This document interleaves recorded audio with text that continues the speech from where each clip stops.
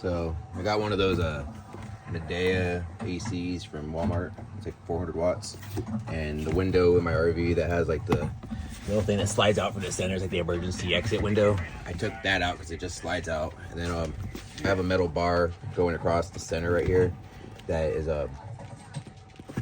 just, it basically has like a clamp system on the side. It pinches the side of the frame, so there's it doesn't hurt any of the original framing. And I can run it run this from 7 in the morning to about 6 o'clock at night, and it doesn't use too much of my solar system. So, and this is the back side of it. Like, see, like that little push-out window connects right there. You just take that screw out, and the whole thing slides out. And then there's a piece of wood here with a piece of metal that goes across, and the two basically pinch the inside of this frame right here. And then this bolts to the piece of wood and that piece of metal. And then, of course, just Gorilla Tape to seal everything off and make it to where no light or air, that stuff comes through. I don't think it looks too bad.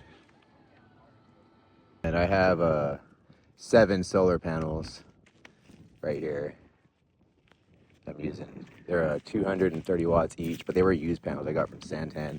And I bought 23 of these panels for $800, and that was delivered. So that wasn't too bad.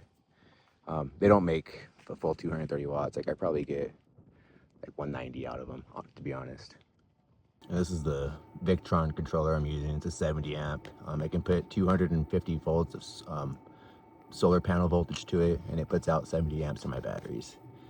And then I got my 2 batteries that run just my inverter, which is just a 2000 watt Jupiter Pure Sine Wave from Harbor Freight. And then I got the single battery that runs the trailer. And this is run off of its own solar system. It has nothing to do with these 2 batteries. These 2 batteries only run my inverter. It's a little messy down here and dusty, but this is the 2000 watt Jupiter Pure Sine Wave inverter I'm using.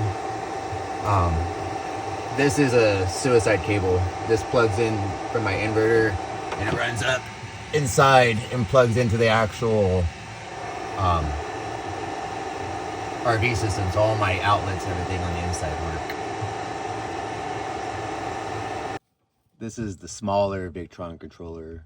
Takes 100 volts of solar panel voltage and can get 20 amps to the battery with it.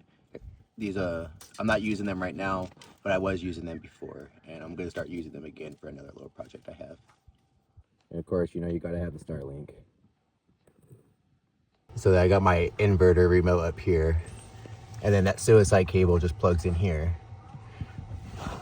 Some would argue this probably isn't the safest, but I'm never running more than 15 amps through this whole system. So the important thing is to know what your breakers are doing. I have my main breaker off, so that way I can't accidentally put energy at my shore power and feed it back into the inverter. This is my microwave and my charge converter, so that way I can charge the batteries.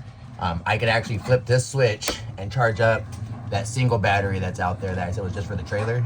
But I usually have it off. It's also for the microwave, and my microwave does work with my inverter. These two is my GFI, and then the branch for all the outlets in the trailer. And so these right here is pretty much a GFI, keeps it safe, and then this just don't run more than 15 amps on the outlets. And I can also run my fridge. This is connected in through this one as well, but I have the fridge disconnected and running the fridge on propane.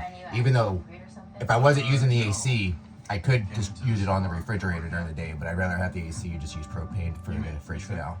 But it works well. I'm going to grow it. I'm going to put a better battery. I want a 300 amp hour battery, and it's going to cost a little bit, but we'll get there.